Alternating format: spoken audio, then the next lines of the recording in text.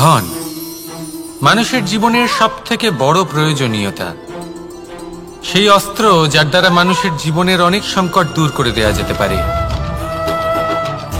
সেই মাধ্যম যার দ্বারা সংসারের সমস্ত জাগতিক সুখ স্বাচ্ছন্দ্য লাভ করা যেতে পারে।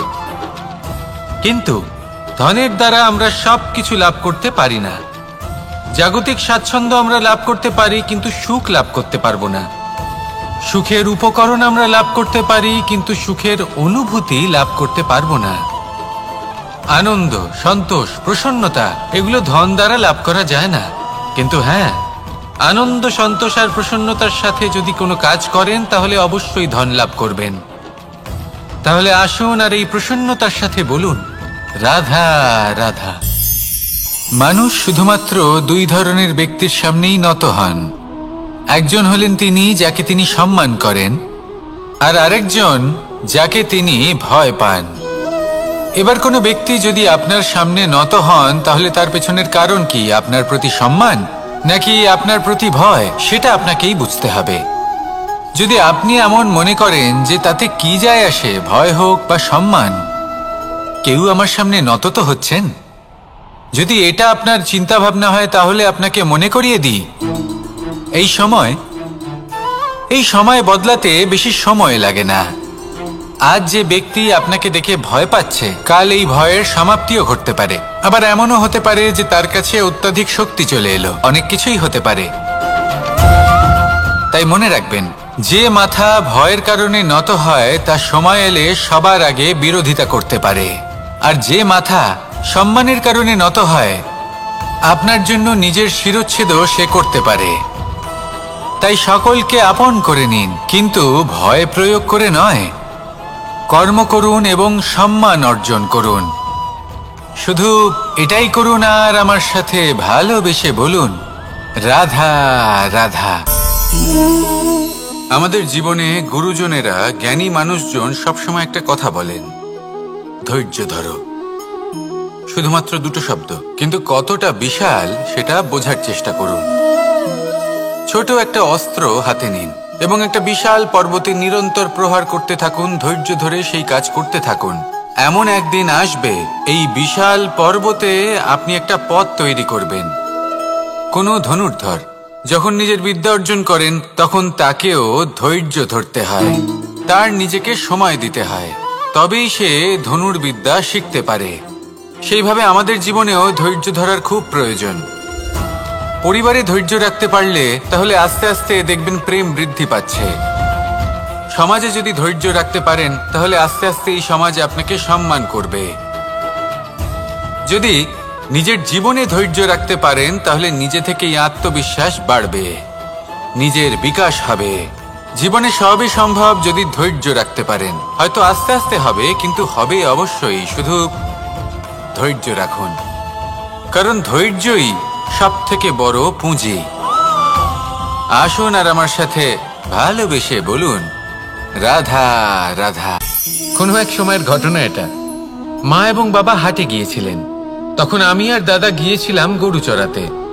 আমরা বাড়ি ফিরে এলাম, আর মা সেই সময় একটা কাজ করতেন।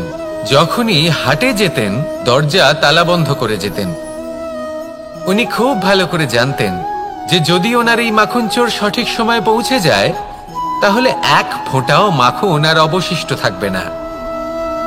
এবার ঘটনা কিছুটা এরকম হলো যে মা আর বাবা মাঝে মাঝে হাটে যেতেন, তাই মাঝে মাঝেই দরজা তালা বন্ধ করতে হতো। যখন মা আর বাবা ফিরে এলেন তখন বাবা ভুলে গিয়েছিলেন যে এই চাবির গোছা থেকে ঠিক কোন চাবিটা দরজার তালা খোলার জন্য উপযোগী। উনি চেষ্টা করতে শুরু করে দিলেন। একটার পর একটা চাবি দিয়ে উনি চেষ্টা করতে থাকলেন, কিন্তু সেই দরজার তালা তো খুলতেই চাইছিল না। ওনার মাথা থেকে ঘাম পড়তে শুরু করলো। তখন মা বললেন যে তালা ভেঙে দেওয়া যাক। মা চলে গেলেন, আর বাবা বললেন, না না দাঁড়াও, আর কিছু চাবি বাকি আছে, এটা হয়তো খুলতে পারবো। মা হাতুড়ি নিয়ে চলে এলেন সেই তালা ভাঙার জন্য, আর তখনই বাবা শেষ চাবিটা প্রয়োগ করলেন আর দরজার তালা খুলে গেল। যদি উনি চেষ্টা না করতেন তাহলে এই তালাটাও ভেঙে যেত আর চাবিটাও নষ্ট হয়ে যেত, ঠিক কিনা? এবার এই ঘটনাটা আমি দেখেছিলাম। আর আমার মনে হলো যে কখনো কখনো এই চাবির গোছার মধ্যে থেকে শেষ চাবিটাও কিন্তু জীবনের দরজা খুলে দিতে পারে। সেজন্য আপনি যদি জীবনে সাফল্য লাভ করতে চেষ্টা করেন, নিজের লক্ষ্যে পৌঁছতে চান, তাহলে হার মানবেন না। হয়তো দেখবেন আপনার পরবর্তী প্রচেষ্টা বা এই অন্তিম প্রচেষ্টা আপনাকে সাফল্যের পথে নিয়ে গেল। তাই নিরন্তর প্রচেষ্টা করতে থাকুন, জীবনে সাফল্য লাভ করুন, আর আমার সাথে ভালোবেসে বলুন, রাধা রাধা। মানুষ নিজের জীবনে সেই সবকিছু লাভ করতে পারে যা সে কামনা করে। শুধু প্রয়োজন হলো ইচ্ছে এবং সিদ্ধান্তের। এবারে ইচ্ছে আসলে কি? সেটা হলো এই মনে প্রকট হওয়া একটি ভাবনা, একটি আবেগ। শুধু তা দিয়ে কিছুই হয় না। যখন সেই ইচ্ছের সাথে দৃঢ় প্রতিজ্ঞা জুড়ে যায়, তখন বিষয়টা এগোতে থাকে। একটা উদাহরণ দিই, ধরুন আপনি মরুভূমিতে আছেন এবং আপনি মধুর জল পান করতে চান। এটা হলো শুধুমাত্র আপনার মনের একটি ইচ্ছে। যখন এই ইচ্ছের সাথে সিদ্ধান্ত জুড়ে যায়, তখন আপনি সেই মরুভূমিতে গর্ত খুঁড়তে চেষ্টা করেন। আর যখন এই সিদ্ধান্তের সাথে নিষ্ঠা জড়িত হয়, তখন আপনাকে সেই জল লাভ করার থেকে কেউ বাধা দিতে পারে না। ইতিহাস এটার সাক্ষী, যিনি নিশ্চিত করেছেন তিনি সেই সব কিছু লাভ করেছেন যা তিনি লাভ করতে চেয়েছেন। সেই জন্য ইচ্ছে থাকা খুব দরকার, কিন্তু তাকে সিদ্ধান্তের সাথে জুড়ে নিন। সিদ্ধান্তকে নিশ্চিত করে ফেলুন, সব কিছু লাভ করবেন। আর তখন এই মন প্রসন্ন হয়ে বলবে, রাধা রাধা।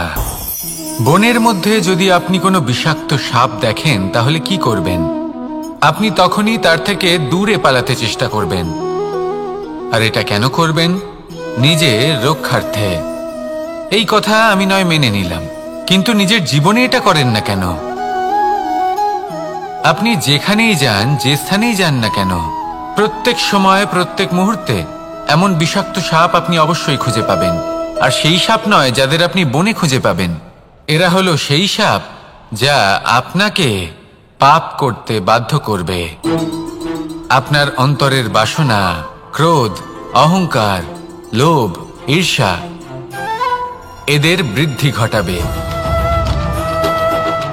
দেখুন, বনের এই সাপ আপনাকে একবার ছেড়ে দিতেও পারে, ছোবল নাও মারতে পারে, কিন্তু এই যে পাপরূপী সাপ আছে তা অবশ্যই ছোবল মারবে।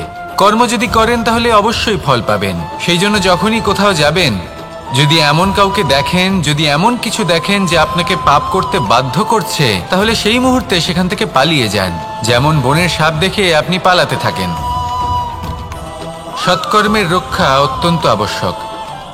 আসুন আর আমার সাথে ভালোবেসে বলুন, রাধা রাধা।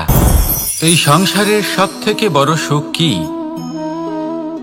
কেউ বলবেন নিজের লক্ষ্য প্রাপ্ত করা, কেউ বলবেন ধন উপার্জন করা, কেউ বলবেন নিদ্রাই সব থেকে বড় সুখ, কেউ বলবেন রাজ্য লাভ করা, আবার কেউ বলবেন মাতার হাত থেকে খাবার খাওয়া,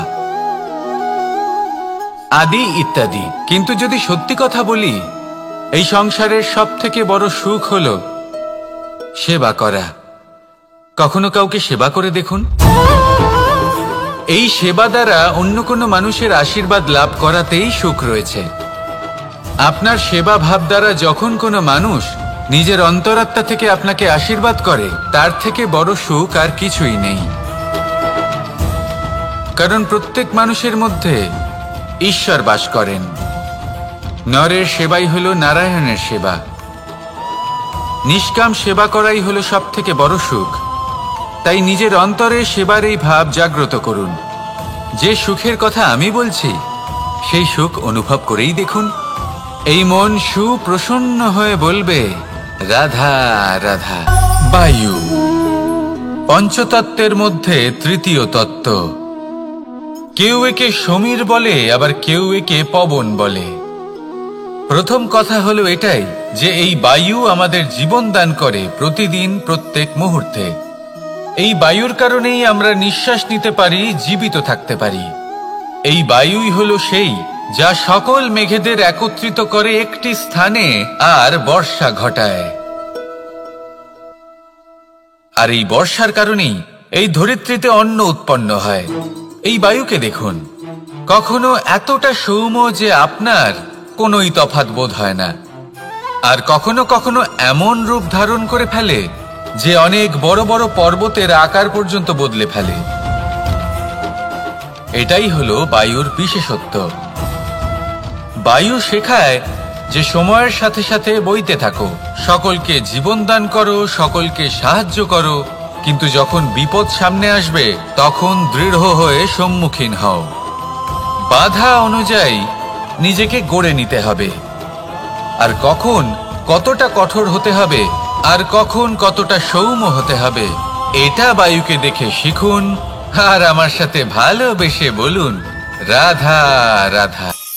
এই সংসারের আরম্ভ থেকে এখনো পর্যন্ত এবং ভবিষ্যতেও একটা যুদ্ধ আছে, যা হয়ে চলেছে, চলতেই থাকবে।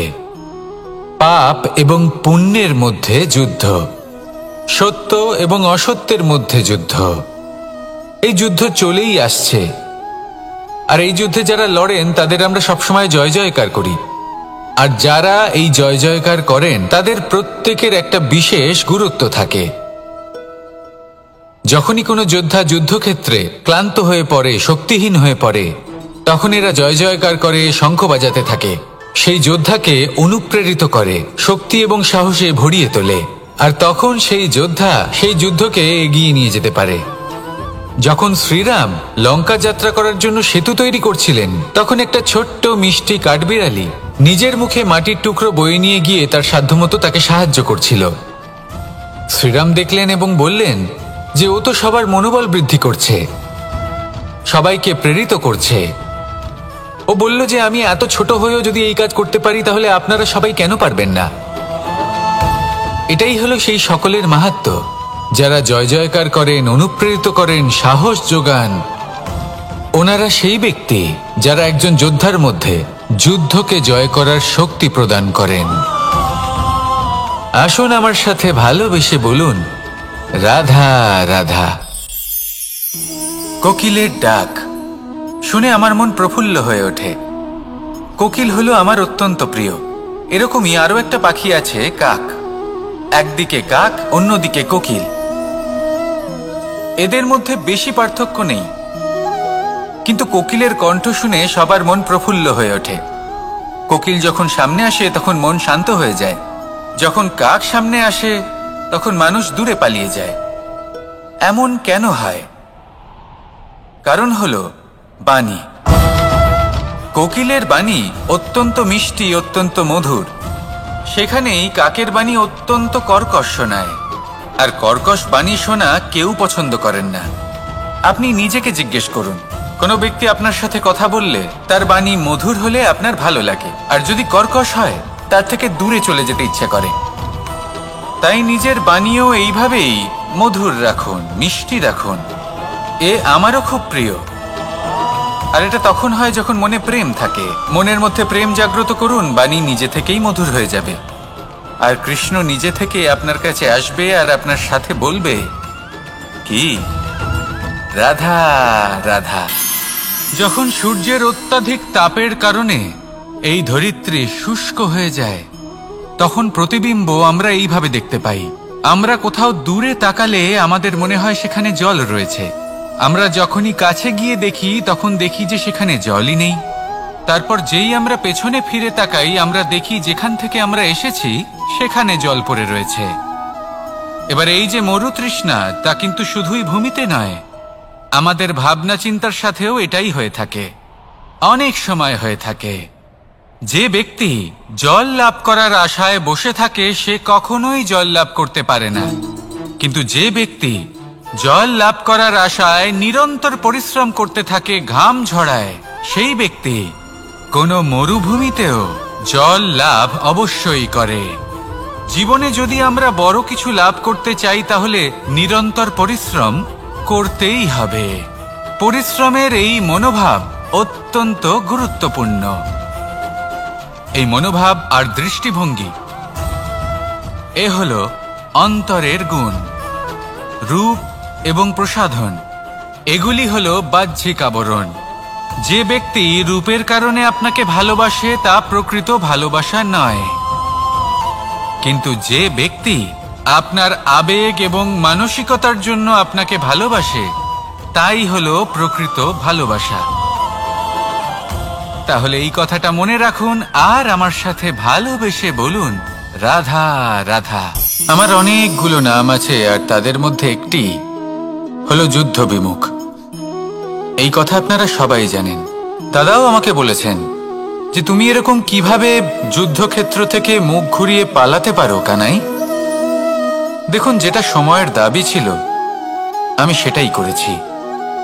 যদি আমি রণভূমি ত্যাগ করে না পালাতাম, তাহলে কে জানে কত সৈনিক নিজেদের প্রাণ হারাতেন, কে জানে কতগুলি পরিবার নিজেদের বাঁচার আশা হারাতেন, কে বলতে পারে হয়তো কত প্রাণী এই সংসার ত্যাগ করতেন। আর তাই কখনো কখনো যুদ্ধ বিমুখ হওয়াই শ্রেয়। কখনো জীবনের ক্ষেত্রেও এটা প্রযোজ্য। যদি দূরে চলে গেলে আপনার সম্ভাবনা বৃদ্ধি পায়, তাহলে দূরে চলে যান।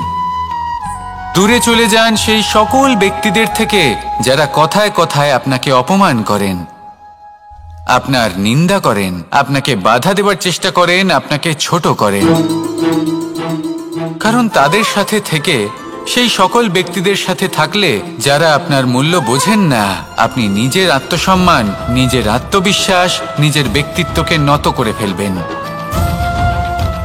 দূরে চলে যান সেই সকল সংঘর্ষ থেকে, সেই সকল পরিস্থিতি থেকে যাদের সম্মুখীন হয়ে আপনি কোনো পরিণামেই পৌঁছতে পারবেন না। যদি আপনি এইভাবে যুদ্ধ বিমুখ হয়ে উঠতে পারেন, যদি এই প্রবৃত্তি আপনি নিজের মধ্যে জাগ্রত করতে পারেন, তাহলে আপনার সামনে সেই যুদ্ধ চলে আসবে যাতে বিজয় লাভ করে আপনি নিজের অস্তিত্ব খুঁজে পাবেন। আর সেটাই হলো সবথেকে বড় জয়লাভ। আসুন আমার সাথে ভালোবেসে বলুন, রাধা রাধা। ধন মানুষের জীবনের সবথেকে বড় প্রয়োজনীয়তা, সেই অস্ত্র যার দ্বারা মানুষের জীবনের অনেক সংকট দূর করে দেয়া যেতে পারে, সেই মাধ্যম যার দ্বারা সংসারের সমস্ত জাগতিক সুখ স্বাচ্ছন্দ্য লাভ করা যেতে পারে। কিন্তু ধনের দ্বারা আমরা সবকিছু লাভ করতে পারি না। জাগতিক স্বাচ্ছন্দ্য আমরা লাভ করতে পারি, কিন্তু সুখ লাভ করতে পারবো না। সুখের উপকরণ আমরা লাভ করতে পারি, কিন্তু সুখের অনুভূতি লাভ করতে পারবো না। আনন্দ, সন্তোষ, প্রসন্নতা এগুলো ধন দ্বারা লাভ করা যায় না। কিন্তু হ্যাঁ, আনন্দ, সন্তোষ আর প্রসন্নতার সাথে যদি কোনো কাজ করেন, তাহলে অবশ্যই ধন লাভ করবেন। তাহলে আসুন আর এই প্রসন্নতার সাথে বলুন, রাধা রাধা। মানুষ শুধুমাত্র দুই ধরনের ব্যক্তির সামনেই নত হন।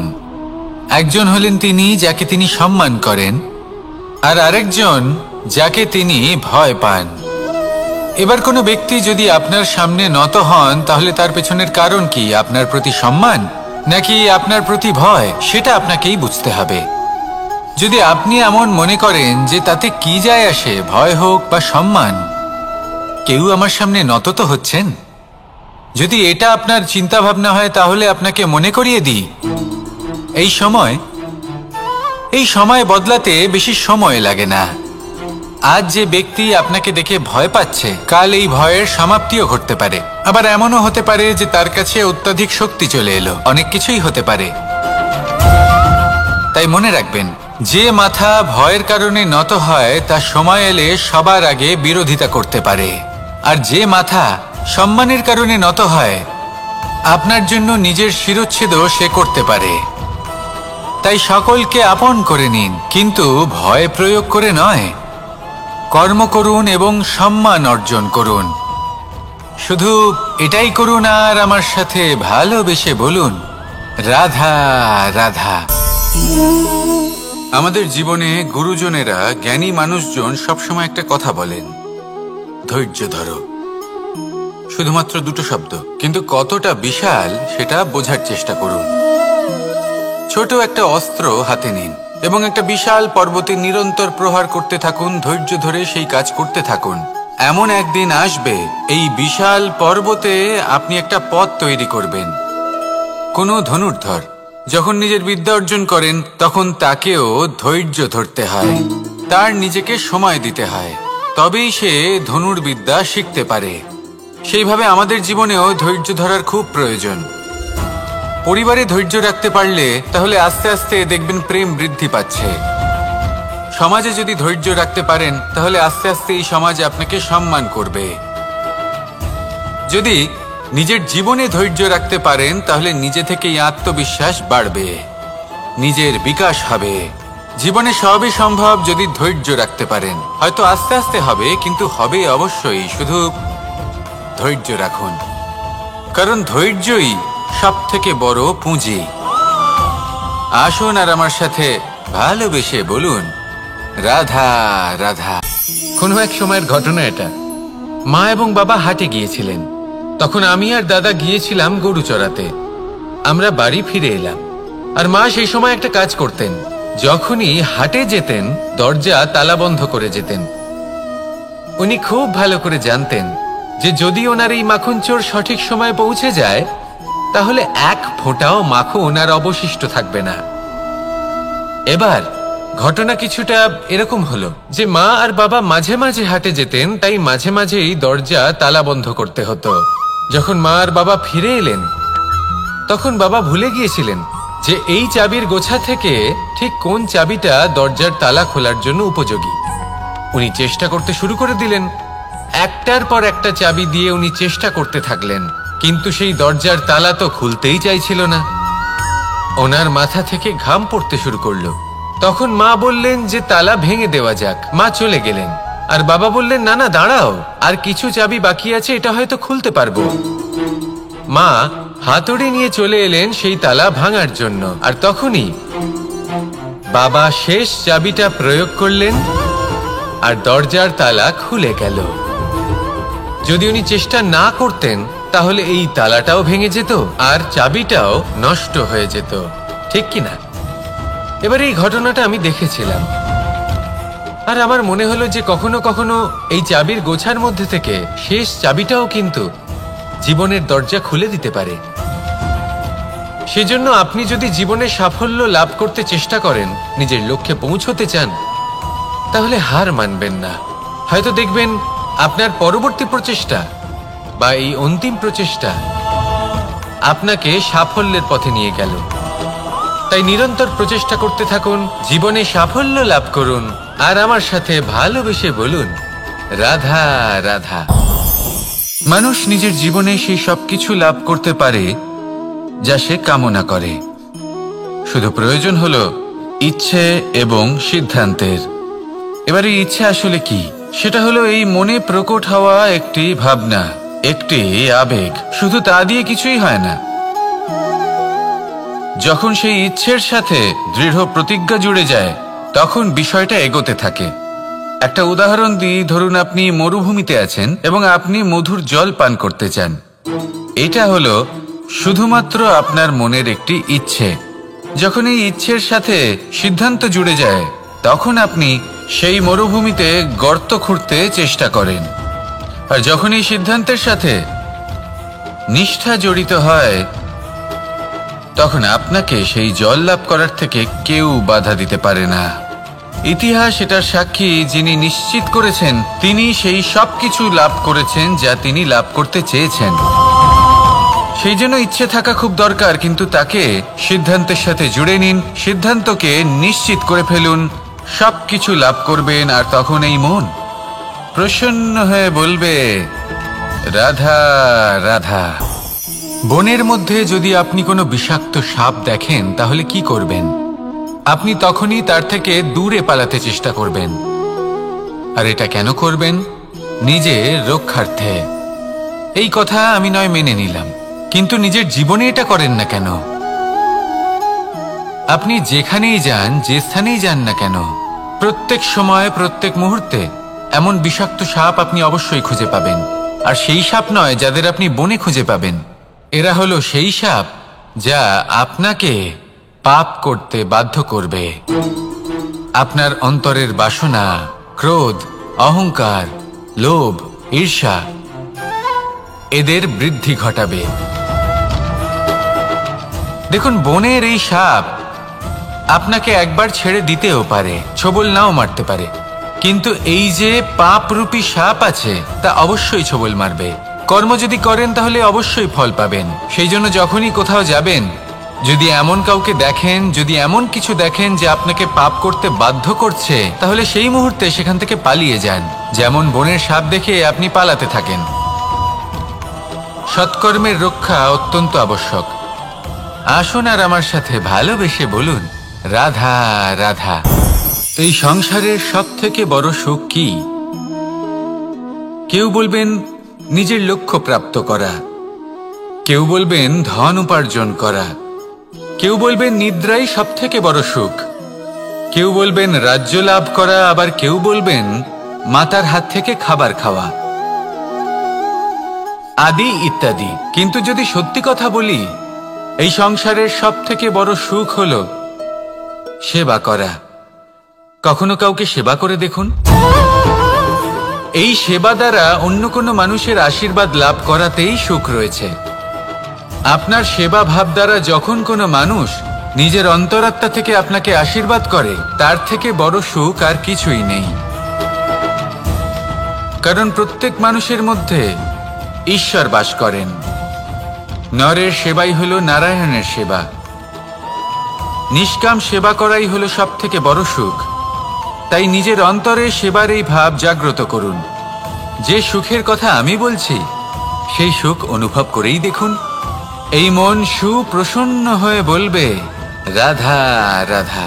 বায়ু পঞ্চতত্ত্বের মধ্যে তৃতীয় তত্ত্ব। কেউ একে সমীর বলে, আবার কেউ একে পবন বলে। প্রথম কথা হলো এটাই যে এই বায়ু আমাদের জীবন দান করে প্রতিদিন, প্রত্যেক মুহূর্তে। এই বায়ুর কারণেই আমরা নিঃশ্বাস নিতে পারি, জীবিত থাকতে পারি। এই বায়ুই হলো সেই যা সকল মেঘেদের একত্রিত করে একটি স্থানে আর বর্ষা ঘটায়। আর এই বর্ষার কারণেই এই ধরিত্রীতে অন্ন উৎপন্ন হয়। এই বায়ুকে দেখুন, কখনো এতটা সৌম্য যে আপনার কোনোই তফাৎ বোধ হয় না, আর কখনো কখনো এমন রূপ ধারণ করে ফেলে যে অনেক বড় বড় পর্বতের আকার পর্যন্ত বদলে ফেলে। এটাই হলো বায়ুর বিশেষত্ব। বায়ু শেখায় যে সময়ের সাথে সাথে বইতে থাকো, সকলকে জীবন দান করো, সকলকে সাহায্য করো, কিন্তু যখন বিপদ সামনে আসবে তখন দৃঢ় হয়ে সম্মুখীন হও। বাধা অনুযায়ী নিজেকে গড়ে নিতে হবে। আর কখন কতটা কঠোর হতে হবে, আর কখন কতটা সৌম্য হতে হবে, এটা বায়ুকে দেখে শিখুন। আর আমার সাথে ভালোবেসে বলুন, রাধা রাধা। এই সংসারের আরম্ভ থেকে এখনো পর্যন্ত এবং ভবিষ্যতেও একটা যুদ্ধ আছে, যা হয়ে চলেছে, চলতেই থাকবে। পাপ এবং পুণ্যের মধ্যে যুদ্ধ, সত্য এবং অসত্যের মধ্যে যুদ্ধ। এই যুদ্ধ চলেই আসছে। আর এই যুদ্ধে যারা লড়েন তাদের আমরা সবসময় জয় জয়কার করি। আর যারা এই জয় জয়কার করেন তাদের প্রত্যেকের একটা বিশেষ গুরুত্ব থাকে। যখনই কোনো যোদ্ধা যুদ্ধক্ষেত্রে ক্লান্ত হয়ে পড়ে, শক্তিহীন হয়ে পড়ে, তখন এরা জয় জয়কার করে, শঙ্খ বাজাতে থাকে। সেই যোদ্ধাকে অনুপ্রেরিত করে, শক্তি এবং সাহসে ভরিয়ে তোলে। আর তখন সেই যোদ্ধা সেই যুদ্ধকে এগিয়ে নিয়ে যেতে পারে। যখন শ্রীরাম লঙ্কা যাত্রা করার জন্য সেতু তৈরি করছিলেন, তখন একটা ছোট্ট মিষ্টি কাঠবিড়ালি নিজের মুখে মাটির টুকরো বয়ে নিয়ে গিয়ে তার সাধ্যমতো তাকে সাহায্য করছিল। শ্রীরাম দেখলেন এবং বললেন যে ও তো সবার মনোবল বৃদ্ধি করছে, সবাইকে প্রেরিত করছে। ও বলল যে আমি এত ছোট হয়েও যদি এই কাজ করতে পারি, তাহলে আপনারা সবাই কেন পারবেন না? এটাই হলো সেই সকলের মাহাত্ম্য, যারা জয় জয়কার করেন, অনুপ্রেরিত করেন, সাহস যোগান। ওনারা সেই ব্যক্তি যারা একজন যোদ্ধার মধ্যে যুদ্ধকে জয় করার শক্তি প্রদান করেন। আসুন আমার সাথে ভালোবেসে বলুন, রাধা রাধা। কোকিলের ডাক শুনে আমার মন প্রফুল্ল হয়ে ওঠে। কোকিল হলো আমার অত্যন্ত প্রিয়। এরকমই আরো একটা পাখি আছে, কাক। একদিকে কাক, অন্যদিকে কোকিল। এদের মধ্যে বেশি পার্থক্য নেই, কিন্তু কোকিলের কণ্ঠ শুনে সবার মন প্রফুল্ল হয়ে ওঠে। কোকিল যখন সামনে আসে তখন মন শান্ত হয়ে যায়। যখন কাক সামনে আসে তখন মানুষ দূরে পালিয়ে যায়। এমন কেন হয়? কারণ হলো বাণী। কোকিলের বাণী অত্যন্ত মিষ্টি, অত্যন্ত মধুর। সেখানেই কাকের বাণী অত্যন্ত কর্কশ শোনায়, আর কর্কশ বাণী শোনা কেউ পছন্দ করেন না। আপনি নিজেকে জিজ্ঞেস করুন, কোনো ব্যক্তি আপনার সাথে কথা বললে তার বাণী মধুর হলে আপনার ভালো লাগে, আর যদি কর্কশ হয় তার থেকে দূরে চলে যেতে ইচ্ছে করে। তাই নিজের বাণীও এইভাবেই মধুর রাখুন, মিষ্টি রাখুন। এ আমারও খুব প্রিয়। আর এটা তখন হয় যখন মনে প্রেম থাকে। মনের মধ্যে প্রেম জাগ্রত করুন, বাণী নিজে থেকেই মধুর হয়ে যাবে। আর কৃষ্ণ নিজে থেকে আপনার কাছে আসবে আর আপনার সাথে বলবে, কি রাধা রাধা। যখন সূর্যের অত্যাধিক তাপের কারণে এই ধরিত্রী শুষ্ক হয়ে যায়, তখন প্রতিবিম্ব আমরা এইভাবে দেখতে পাই। আমরা কোথাও দূরে তাকালে আমাদের মনে হয় সেখানে জল রয়েছে। আমরা যখনই কাছে গিয়ে দেখি তখন দেখি যে সেখানে জলই নেই। তারপর যেই আমরা পেছনে ফিরে তাকাই আমরা দেখি যেখান থেকে আমরা এসেছি সেখানে জল পড়ে রয়েছে। এবার এই যে মরুতৃষ্ণা, তা কিন্তু শুধুই ভূমিতে নয়, আমাদের ভাবনা চিন্তার সাথেও এটাই হয়ে থাকে, অনেক সময় হয়ে থাকে। যে ব্যক্তি জল লাভ করার আশায় বসে থাকে সে কখনোই জল লাভ করতে পারে না। কিন্তু যে ব্যক্তি জল লাভ করার আশায় নিরন্তর পরিশ্রম করতে থাকে, ঘাম ঝরায়, সেই ব্যক্তি কোনো মরুভূমিতেও জল লাভ অবশ্যই করে। জীবনে যদি আমরা বড় কিছু লাভ করতে চাই তাহলে নিরন্তর পরিশ্রম করতেই হবে। পরিশ্রমের এই মনোভাব অত্যন্ত গুরুত্বপূর্ণ। এই মনোভাব আর দৃষ্টিভঙ্গি এ হলো অন্তরের গুণ। রূপ এবং প্রসাধন এগুলি হলো বাহ্যিক আবরণ। যে ব্যক্তি রূপের কারণে আপনাকে ভালোবাসে তা প্রকৃত ভালোবাসা নয়। কিন্তু যে ব্যক্তি আপনার আবেগ এবং মানসিকতার জন্য আপনাকে ভালোবাসে তাই হলো প্রকৃত ভালোবাসা। তাহলে এই কথাটা মনে রাখুন আর আমার সাথে ভালোবেসে বলুন, রাধা রাধা। আমার অনেকগুলো নাম আছে আর তাদের মধ্যে একটি হলো যুদ্ধ বিমুখ। এই কথা আপনারা সবাই জানেন। দাদাও আমাকে বলেছেন যে তুমি এরকম কিভাবে যুদ্ধক্ষেত্র থেকে মুখ ঘুরিয়ে পালাতে পারো কানাই। দেখুন, যেটা সময়ের দাবি ছিল আমি সেটাই করেছি। যদি আমি রণভূমি ত্যাগ করে না পালাতাম তাহলে কে জানে কত সৈনিক নিজেদের প্রাণ হারাতেন, কে জানে কতগুলি পরিবার নিজেদের বাঁচার আশা হারাতেন, কে বলতে পারে হয়তো কত প্রাণী এই সংসার ত্যাগ করতেন।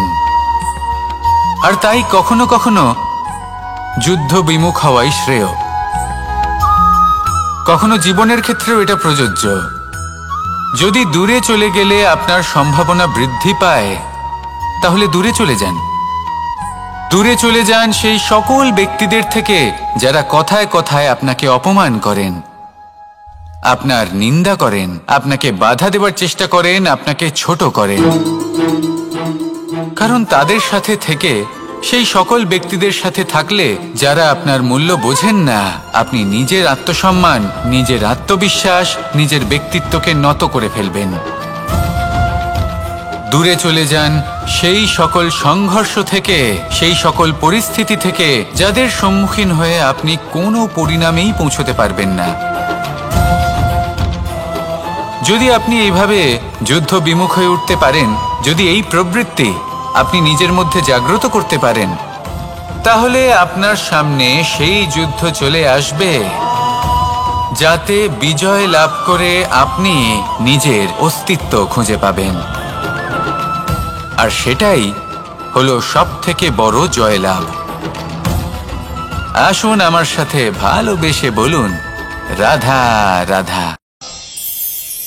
ধন মানুষের জীবনের সবথেকে বড় প্রয়োজনীয়তা, সেই অস্ত্র যার দ্বারা মানুষের জীবনের অনেক সংকট দূর করে দেওয়া যেতে পারে, সেই মাধ্যম যার দ্বারা সংসারের সমস্ত জাগতিক সুখ স্বাচ্ছন্দ্য লাভ করা যেতে পারে। কিন্তু ধনের দ্বারা আমরা সবকিছু লাভ করতে পারি না। জাগতিক স্বাচ্ছন্দ্য আমরা লাভ করতে পারি, কিন্তু সুখ লাভ করতে পারবো না।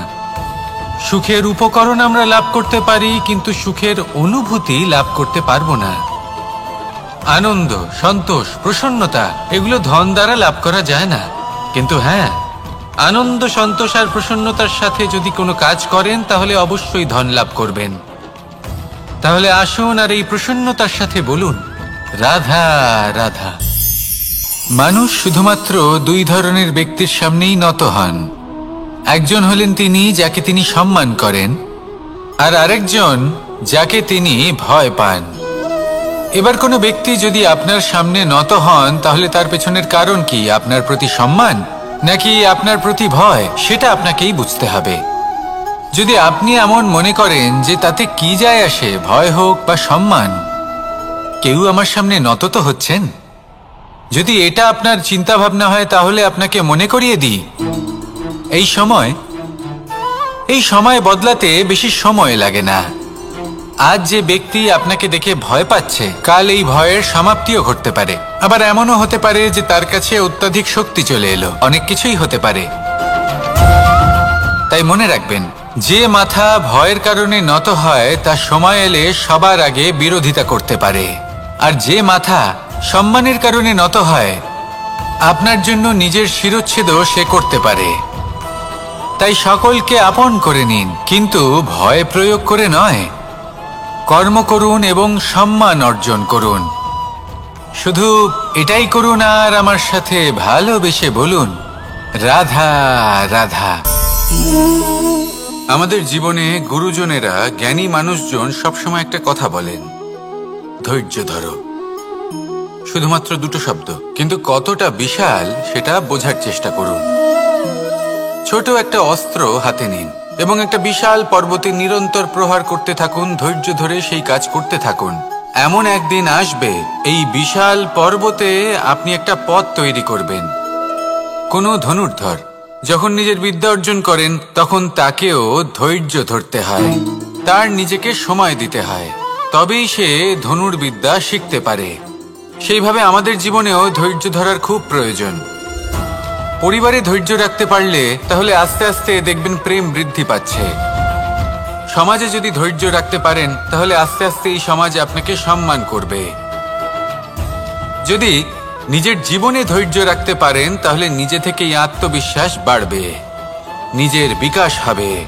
জীবনে সবই সম্ভব যদি ধৈর্য রাখতে পারেন। হয়তো আস্তে আস্তে হবে, কিন্তু হবে অবশ্যই। শুধু ধৈর্য রাখুন, কারণ ধৈর্যই সব থেকে বড় পুঁজি।